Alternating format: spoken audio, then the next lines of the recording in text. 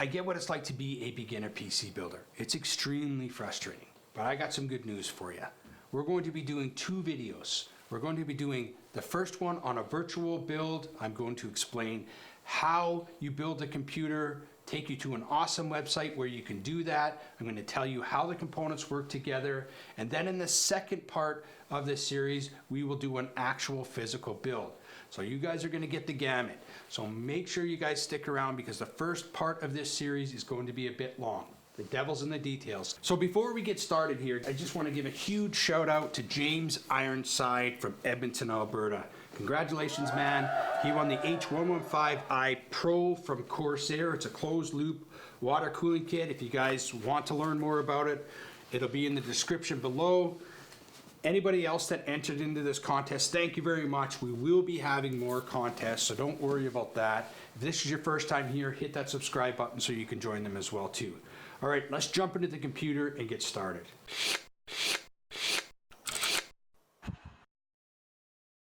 Now, what we're looking at here is probably your best friend when it comes to PC parts picking and building. All right, so what we're gonna do here is we're gonna forego all of the other stuff that's on here. I will leave a link in the description below so you guys can check this website out, as well as all the components we're going to be using in this build. But we're gonna concentrate just on this tab. The one tab I want to look at is the motherboard. And the reason why I want to look at this is because it gives the best example of what this site offers. All right, so basically what you're looking at here is a bunch of motherboards that are on this site that you can get for sale. So if I click on one of these, it's going to come up with sometimes 3, but sometimes a lot of suppliers for this motherboard, and it's going to give you the least expensive price that you can get. So I'm in Canada, so you know Canada Computers apparently has the least expensive. It also tells you whether it's in stock, and it gives you an idea of what this unit has done in terms of pricing over the past few days, few months, so on and so forth. Okay, so it's a really good website for you guys to navigate through. Gives you all the information you need in terms of compatibility and stuff like that, but we'll get to that here in a second. All right, so let's take a look down here at the left-hand side, this particular page. So they're basically giving you a price slider so that if I wanted a motherboard for, you know, $188, it's going to give me that plus anything that's below that cost. Okay, then they have manufacturers. Of course, I'm an Asus fanboy, so I like to buy my motherboards through Asus, but some people like MSI, ASRock, so on and so forth. All right, socket sets, we'll get to that in a minute, but that's basically what you compare with your CPU. They have sliders all over the place here for you guys to pick how many SATA ports you want and so on. I mean, it's endless. Okay, you guys can literally pick the motherboard you want. All right, so now let's talk about CPUs. First, I just want to take you guys in here real quick. I wanted to show you something that I love about this website. You can see the difference in price here between the AMD and the Intel. These are both 6-core, 12 threads, the 87K, K standing for you can overclock this CPU, and the 2600, okay? But there's a price difference of over half.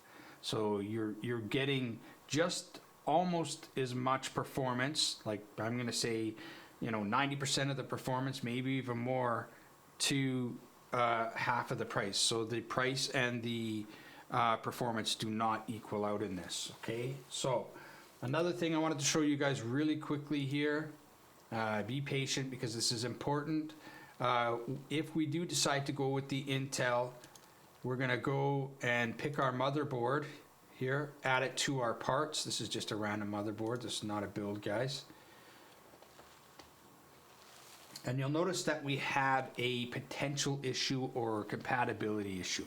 Highly unlikely it's going to be a compatible issue. They're going to feed the right parts in for whatever you've picked in terms of CPU, okay?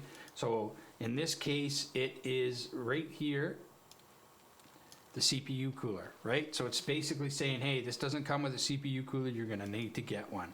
With the Ryzen 2600, we already have that, okay? So we'll get the Evo 212. This is an awesome air cooler if you're looking for a cheap, inexpensive way to cool your CPU. That's it. Now you'll notice here that we have a check mark and we're good to go. Okay, so that's what I love about this site. I just wanted to show you that really quick here. All right, so let's go get our CPU, our virtual PC maker. Okay, this one already has a CPU cooler in it, so we don't have to worry about it. Now before we install it, I'm going to give you guys some information. First, let's talk about the 6-core 12 thread.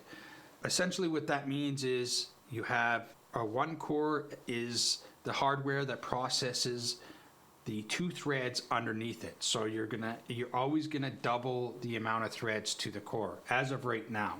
Okay, so those little threads will process anything you're doing, whether it's video gaming or whether it is production work, rendering videos, so on and so forth. Okay, so we'll go ahead and pick our motherboard, even though the next thing that we are going to install is our RAM. Okay, so the motherboard that I have chosen for this build is an ATX motherboard, meaning the size, how big it is. Okay, and this one's a relatively inexpensive one here. As soon as I can find it, there we are. Okay, so it's an ATX motherboard from ASRock. So we'll add this one to our list and we'll talk about it a little bit later. All right, but for now, let's talk about memory. So RAM means random access memory. It takes the information, holds it, and then hands it off to where it needs to go, typically the CPU. So that's essentially what it does. So it's taking in those ones and zeros, and then it's handing it off, those ones and zeros, to the CPU so it can be processed. I've got a stick of RAM right here, and if you look on the website here, you're going to see 288 pins. So that's referring to all of these little pins that sit on the bottom of the RAM here on the stick. Okay, this particular RAM stick is 32 megahertz. Okay, so that's how fast it's processing basically. All right, the RAM that we are actually going to be using is 266. Okay, so we're going to add this to our PC. Okay, and we can add more as we go. Now you'll notice right here it says 2 times 8. That means there's 2 sticks of 8 gigs. 16 gigs is more than enough if you're a gamer. Now, if you are a guy that makes videos like myself, you're going to want to get a higher megahertz because it's going to process it a bit faster, and you're going to want more RAM. RAM is really, really important when you're trying to process videos, okay? So that's the difference between gaming and the productivity side of things, okay? So you can add more RAM right here if you want it, but I think 2 sticks, 16 gigs is going to be more than enough for what we need. So essentially what a GPU does is it takes information from your CPU and turns it into a picture. The more processing power you have in a GPU, the better the frame rates in that picture. Graphics cards are also overclockable. Depending on which graphics card you get is how much you can actually overclock it, okay? In this particular case, we are going to go for just a 1060 because honestly, 1060s will run pretty much whatever you want to, and it's within our budget. So we'll just go up here, we'll type in 1060. So you can see that these things get pretty expensive. You can get smaller form factors too as well. So if you're gonna have an micro ATX motherboard, you can get 1060s that are very small and have one small, I think it's a 120 fan in there. So I'll just show you real quick exactly what I'm talking about here, if I can find one. Okay, so this is basically what I'm talking about. So if you guys want something smaller for your motherboard, then you guys can get that as well too. And they're actually pretty good. The housing on them is really small, so that that air can really get through there. You can see the fins in the back there, the cooling fins in the back. So yeah, they're excellent cards. So don't be afraid to get those if that's what you want. But we are not going to get that one. We I've got to kind of stick to a budget here. Again, if you guys are looking for some type of theme, then you're going to want to probably pick a video card that's either like, you know, fit your theme in some way. But we really don't have a theme. We're just looking at our budget. Okay, so now let's talk about storage. All right, and then we'll talk about the motherboard. So if you guys remember me talking about speeding up your computer, so memory will do that for you. CPUs, the more cores they have, will do that for you. But the best way that you can speed up your computer is via hard drives, or the new hard drives that they have out. Okay, so when I first started, sometimes it took 15 minutes for your computer to boot up, and it was normal. All right, so this was way back in Windows 95 and before that. Okay, so you guys should be really lucky that you have that now. So we're going to start out with a Western Digital 1 terabyte hard drive. Okay, so it's $46 here. Now this is really good for things like pictures, videos, and stuff that you want to store. All right, we're going to actually pick another drive so that you can for boot up time for your operating system. All right, so we'll add that, and then we're going to add another additional drive. Now they've got two other form factors. There's the M.2 form factor, the NVMe form factor, and they've got the small SSD drives as well too. So basically what this does is speed your computer up. Okay, there's no mechanical hard drives. It's all driven by data. All right, so it's much faster. I think in that case, I think they're 3 or 4 times faster. But when you go to the M.2, which is where we're going to spend a little more money, that's when you start to pick up your speed. Okay, so let's go for, this is the 5, yeah, there we go. All right, so you can see there's the size of these things. They're quite a bit smaller than the SSD, let alone the mechanical hard drives. All right, so the only issue that you may have is that your motherboard may not be compatible with this. Or if it is compatible with it, that it doesn't affect any of your PCIe slots. Okay, so there's lanes there that if you plug it into that lane and you get a motherboard with less options, which we'll talk about here in a second, then you're going to have issues trying to maybe fit another video card in. So really think ahead before you guys buy your motherboard, again, which we'll get into here in a second. Okay, so this is a 500 gigabyte Samsung Evo Pro, I believe it's a Pro. Oops, we skipped it. Let's go back there. There we go. All right, so again, it's a little more expensive, but well worth it because your boot up times are 5 times faster with these hard drives, okay? And I'll tell you, you know, when you can just jump on your computer and it boots up right away, there's nothing better than that, especially if you've actually had, if you lived in the time when that wasn't the case, okay? All right, okay, so let's talk about motherboards now. Let's get a little more in depth with our motherboard. So in our particular case, we have the ASRock B450, and you can see that it's a nice board, but it's pretty plain, okay, compared to other boards. If you look online, I'll show you another board here in a second, but if you look online, you're gonna see a much more options in this board. The reason why we picked it is because we have a budget. Okay, so if you're just looking for a motherboard that's gonna play games for you or do a little bit of production work for you, this is it. This is gonna do that for you, okay? So just let me show you around this board a little bit. The NVMe M.2 that we just got, that we put into our build, it's actually gonna go in this slot right here. So it sits in here, straight up, I'm assuming, on this one particular. And then it has a little housing that screws into this screw hole here. Okay, now a couple things you want to consider. If you're buying an M.2, make sure it's not going to cut off this lane to one of these ports.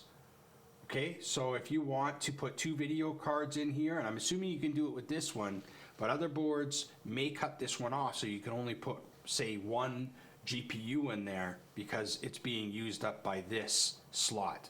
Okay, so make sure you guys pay attention to that when you're buying your components. All right, so the more money you spend on a motherboard, the more options you're going to get. So let's take a look at a motherboard that has more options. So on this particular board, the Crosshair from Asus, it's going to have a code indicator, so that will shoot out codes for you if you're having issues. If your motherboard is not reading something right, or you're having boot up problems, then this thing is really good to have. It's going to shoot out a code for you, and it doesn't necessarily mean that the code that you're looking up in their system is going to tell you exactly what the problem is, but it's going to say, hey, this is probably what's going on, and it'll give you a list of things that you can troubleshoot. Okay, and that's better than trying to figure it out yourself. So if you're worried about having problems or troubleshooting, then get one of these boards because it does help. All right, another thing you're going to see here is the start button on the side. So you can actually start from the motherboard. So if you're hooking up, say, test bench, then you can start it up with that without having to use 2 wires to start the thing up with your power pins down here. Okay, so, and that's a bit of a pain in the butt to do, so that really helps. Okay, so those are the things that you're looking for in options. Okay, this also has a fixed I/O shield. So basically, with our board, if you take a look at our board here, you'll notice on here that there's no real housing over top of it. So when you slide it in there, there's a little piece that comes with the board that fits into, it's called an I/O shield, and it just fits inside there. All right, the other one obviously comes with the other options. Okay, all right guys, now let's talk about the case.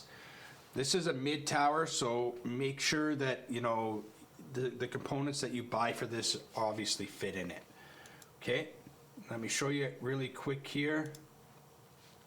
So as you can see, it's actually really clean looking. Nice viewing panels. There's your expansion slots right here. So this is where your GPUs are all going to stick out, so you can plug your cables into your GPUs, into your video cards and your audio cards and all that other stuff. Okay, that's where you put that. Viewing panel leans out so that you can pull it off and get access in there. Okay, this is where your case fan is going to go, as well as on the top. Okay, and in the front typically as well too, so they'll have different screws so that you can put them in there. You guys will see this in the actual physical build. Okay, but this is actually what I wanted to get to right here, is the hard drive cases. So if you guys want more than 2 hard drives on your computer, then you're going to want a bigger case. Okay, this particular one fits 2, so this will fit an SSD. These little holes here are the screw holes for that. This will just slide off. You screw your SSD or your hard drive, your mechanical hard drive, onto it. It'll slide in there and put it back on there. So pretty simple. This is actually a really nice case for cable management. You can see you can run your cables up and along here, and you can run it through here into the cavity where your motherboard is going to go. All right, right here is where your power supply is going to slide in. All right, and then run your cables up through here. So actually, yeah, they've really done a nice job with that. I don't think I've seen this. This is random picks, guys. I'm just looking for something that's going to be less expensive, you know, inexpensive, I guess you could say. Okay, and it's actually a nice case when it's actually got components in it. So if you're going for a black theme, this might be the one you're looking for. Okay, so there you go, guys. We need to pick this, put it into our build, check and see how much of a budget. Okay, so we're 55 bucks over right now, but we have all our components. All right, so I hope that gives you a better indication on how these components in your PC actually work. If you have any questions, leave a comment down below. I will try and get to you. Make sure you check out this website. It's a lot of fun. It's great for beginners to go and just mess around with. You can't make any mistakes, so don't worry about it. The second part of this video will be out if it's not already out, and that will go over the actual physical build. So we'll be building a computer, installing the software, going into the BIOS, and maybe doing a bit of an overclock as well too. All right, so make sure you hit the thumbs up, hit that subscribe button, and we'll see you next time on Jack of All, Master of One.